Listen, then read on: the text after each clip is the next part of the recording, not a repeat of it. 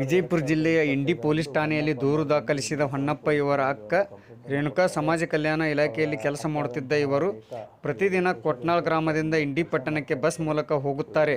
ಈ ಸಂದರ್ಭದಲ್ಲಿ ಅಗರ್ಕೇಡ್ ಗ್ರಾಮದ ಆರೋಪಿ ಸಂಜು ಬನ್ಸೋಡೆ ಎಂಬಾತ ಮಹಿಳೆಗೆ ಭೇಟಿಯಾಗಲು ಬಂದಿದ್ದ ಸಂದರ್ಭದಲ್ಲಿ ಚಾಕು ಹಾಕಿದ್ದು, ಈ ಪ್ರಕರಣದ ಆರೋಪಿ ಸಂಜು ಬನ್ಸೋಡೆಗೆ ಬಂಧಿಸಿ ತನಿಖೆ ನಡೆಸಲಾಗುತ್ತಿದೆ ಎಂದು ವಿಜಯಪುರ ಜಿಲ್ಲಾ ವರಿಷ್ಠಾಧಿಕಾರಿಗಳಾದ ಲಕ್ಷ್ಮಣ್ ನಿಂಬರ್ಗಿ ಅವರು ಶುಕ್ರವಾರ ಮಾಧ್ಯಮಕ್ಕೆ ತಿಳಿಸಿದ್ದಾರೆ. ರೇಣುಕಾಣ್ಣವರು ಹೊರತಿ ಇಂತ್ರ ಇಂಡಿಗೆ ಪ್ರತಿದಿನ ದಿನಾಂಕ 11/6/2025 ಹೊನ್ನಪ್ಪ ಅನ್ನೋರು ಬಂದು ಇಂಡಿ ಟೌನ್ ಪೊಲೀಸ್ ಠಾಣೆಯಲ್ಲಿ ಒಂದು ಕಂಪ್ಲೇಂಟನ್ನು ಕೊಡ್ತಾರೆ.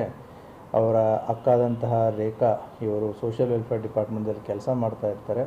ಇವರಿಗೆ 4-5 ವರ್ಷದ ಹಿಂದೆ ಗಂಡ ತೀರ್ಕೊಂಡಿರ್ತಾರೆ. ಅವರಿಗೆ ಅನುಕಂಪದ ಆಧಾರದಲ್ಲಿ ಸೋಷಿಯಲ್ ವೆಲ್ಫೇರ್ ಡಿಪಾರ್ಟ್ಮೆಂಟಲ್ಲಿ ಕೆಲಸ ಸಿಕ್ಕಿರುತ್ತೆ.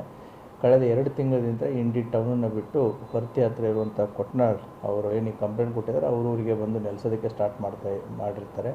ರೇಣುಕಾಣ್ಣವರು ಹೊರತಿ ಇಂತ್ರ ಇಂಡಿಗೆ ಪ್ರತಿದಿನ ಹೋಗಿ ಬಂದು ಕೆಲಸ ಮಾಡ್ತಾ ಇರ್ತಾರೆ. ಆ ಹಿನ್ನೆಲೆಯಲ್ಲಿ ಅಗರ್ಕೇಡ್ನ ಈ ಆರೋಪಿಯಾದಂತಹ ಸಂಜು ಬನ್ಸೋಡೆ ಅನ್ನೋನು ನಿನ್ನೆಯ ದಿನಾಂಕ 11/6/2025 ಬೆಳಗಿನ ಜಾವ 7 ಗಂಟೆಗೆ ಇವ್ರನ್ನ ಇಂಡಿ ಬಸ್ ಸ್ಟ್ಯಾಂಡ್ ಹತ್ರ ಇರುವಂಥ ಟಿಪ್ಪು ಸುಲ್ತಾನ್ ಸರ್ಕಲ್ ಹತ್ರ ಭೇಟಿ ಆಗ್ತಾನೆ. ಕಳೆದ 2 ತಿಂಗಳಿಂದ ಇವರ ಮಧ್ಯೆ ಮನಸ್ತಾಪ ಉಂಟಾಗಿರುತ್ತೆ.